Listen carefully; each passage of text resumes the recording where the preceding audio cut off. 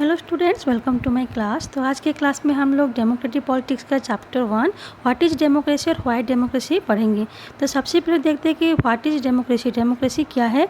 उसके लिए एक सिंपल डेफिनेशन दिया है।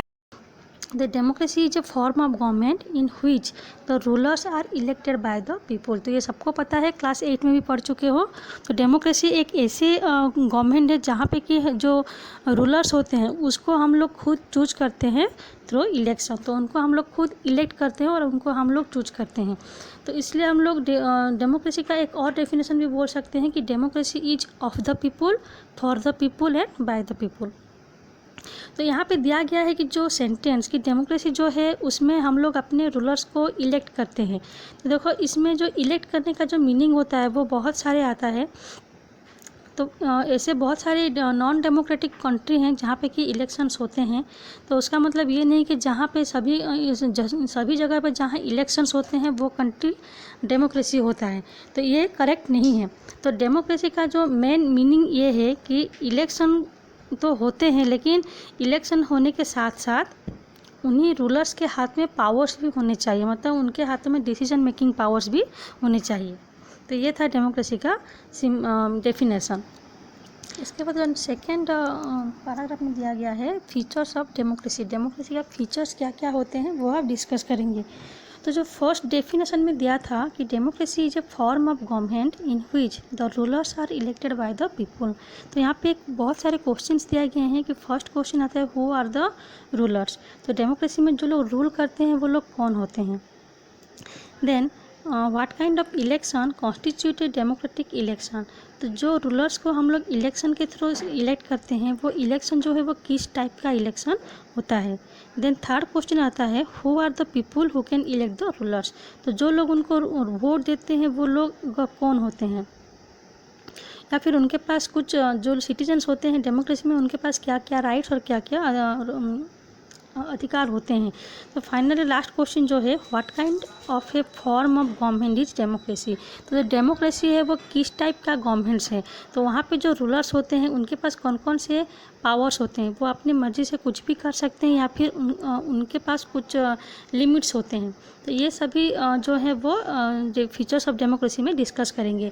तो जो फर्स्ट फीचर्स है डेमोक्रेसी का वो है major decisions by elected leaders. तो फर्स्ट जो फीचर्स आता है डेमोक्रेसी का वो है जो इलेक्टेड लीडर्स होते हैं उनके हाथों में पावर्स होते हैं कि वो कोई भी मेजर डिसीजंस ले सकें। तो इसको डिटेल में समझाने के लिए यहाँ पे एक एग्जांपल दिया गया है पाकिस्तान का।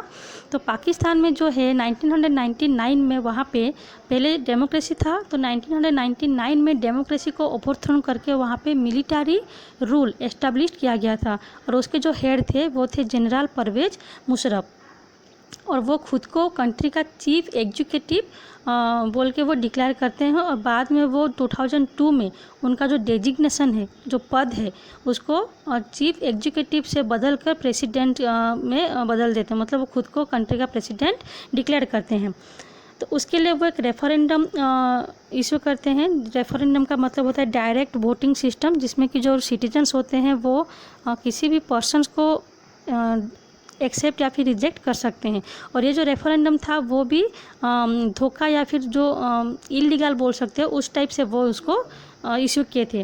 तो उसमें 2002 में वो एक लीगल फ्रेमवर्क ऑर्डर, एक लीगल ऑर्डर भी इशू किए थे जिसमें कि वो पाकिस्तान के कॉन्स्टिट्यूशन को एमेंड कर सकते हैं या फिर बदल सकते हैं। तो उसमें लिखा गया था कि वो नेशनल असेंबली या फिर जो प्रोविंशियल असेंबली है वो उसको डिसॉल्व भी कर सकते हैं, डिसमिस भी कर सकते हैं। और उसके लिए वो उनका जो नेशनल असेंबली हो या फिर जो प्रोविंशियल असेंबली है उसमें वो इलेक्शन भी किए जाएंगे। और उस इलेक्शन में जो लोग इलेक्टेड होंगे उनको कुछ पावर्स भी मिलेगा, लेकिन वो सभी उनका जो काम है उसको एक नेशनल सिक्योरिटी काउंसिल जो है वो सुपरवाइज करेंगे।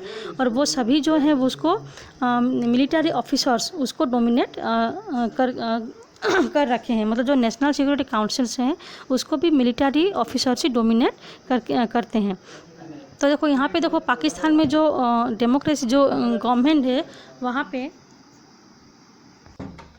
तो यहाँ पे जो पाकिस्तान का जो गवर्नमेंट है तो इसमें इलेक्शंस भी होते हैं प्लस इसमें इलेक्टेड मेंबर्स को कुछ पावर्स भी मिले हैं, लेकिन जो फाइनल डिसीजन मेकिंग पावर्स होता है वो मिलिट्री गवर्नमेंट के हाथों में होता है, मतलब वो जनरल जो मुशर्रफ हैं, परवेज़ मुशर्रफ, उन्हीं के हाथों में सभी डिसीजंस मेकिंग पावर्स होते हैं।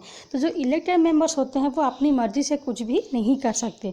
तो इसलिए हम लोग पाकिस्तान का जो सिस्टम है उसको प्योरली डेमोक्रेसी नहीं बोल सकते। तो एक्चुअली में डेमोक्रेसी का मतलब क्या है, जो फर्स्ट फीचर्स होता है कि in a democracy the final decision making power must rest with those elected by the people. तो जो लोग को हम इलेक्ट करते हैं उनके हाथों में ही डिसीजन मेकिंग पावर्स होने चाहिए। तो ये है डेमोक्रेसी का फर्स्ट फीचर। उसके बाद जो सेकेंड फीचर्स है डेमोक्रेसी का वो है free and fair electoral competition. तो उसको अभी डिटेल में एक्सप्लेन करने के लिए इसके लिए भी एग्जांपल्स दिए गए हैं। जो चाइना है वहाँ पे हर 5 साल में इलेक्शंस होते हैं। तो चाइना का जो उनका जो पार्लियामेंट है उसको बोलते हैं क्वानुंगो रेनमिन दाइव्यो दहुई, तो जिसका इंग्लिश में मीनिंग है नेशनल पीपुल्स कांग्रेस। तो नेशनल पीपल कांग्रेस है उसके पास ये पावर होता है कि वो अपने कंट्री का प्रेसिडेंट भी चूज कर सकता है, अपॉइंट कर सकते हैं। तो उनके जो कांग्रेस है नेशनल पीपुल्स कांग्रेस, उसमें नियरली 3000 मेंबर्स होते हैं जो कि पूरे चाइना से इलेक्ट होकर वहाँ पे ज्वाइन करते हैं मेंबर के हिसाब से। तो वहाँ पे जो लोग होते हैं, जो इलेक्शंस होता है तो उसके लिए जो भी कैंडिडेट कॉन्टेस्ट करने के लिए खड़ा होता है इलेक्शन में, तो उनको सबसे पहले वहाँ का जो पार्टी है चाइनीज कम्युनिस्ट पार्टी, उनका परमिशन या फिर उनका अप्रूवल लेना पड़ता है। तो जो पर्सन को चाइनीज कम्युनिस्ट पार्टी खुद चूज करता है वो वही सब पर्सन ही इलेक्शन में खड़े होते हैं। तो उसके बाद जो है मेक्सिको का एग्जांपल लो, तो मेक्सिको जब से इंडिपेंडेंस हुआ है 1930 से, वहाँ पे भी हर 6 ईयर्स में इलेक्शंस होते हैं प्रेसिडेंट्स के लिए। लेकिन वहाँ पे भी जो आज तक देखा गया है कि जो पार्टी अभी तक रूल में था पहले, वही पार्टी हर साल इलेक्शन जीतता आया है। मतलब वहाँ पे अगर कोई ओपोजिशन पार्टी इलेक्शन में खड़े होते हैं तो उनके जीतने के चांसेस बहुत ही कम होते हैं। तो उनके जो पार्टी का नाम है मेक्सिको का, वो हमको बोलते हैं PRI और इंस्टीट्यूशनल रिवोल्यूशनरी पार्टी। तो ये जो पार्टी है इलेक्शन जीतने के लिए बहुत सारे डार्टी ट्रिक्स जो है, इलीगल ट्रिक्स वो यूज करता है इलेक्शंस को जीतने के लिए। वहाँ में जितने भी गवर्नमेंट एम्प्लॉयज़ होते हैं वो सभी को जो पार्टी का इलेक्शन मीटिंग्स होते हैं उसको अटेंड करने के लिए बोला जाता है। जो गवर्नमेंट स्कूल के टीचर्स होते हैं वो टीचर्स लोगों को बोला जाता है कि वो जितने भी स्टूडेंट के पेरेंट्स हैं वो सभी को PRI पार्टी के लिए वोट करने के लिए बोला जाए। या फिर कभी कभी ऐसा होता है कि जो पोलिंग बूथ है उसको एक जगह से दूसरी जगह पे शिफ्ट कर दिया जाता है ताकि लोगों को वोटिंग करने में जो है बहुत ज़्यादा मुश्किलें आता है।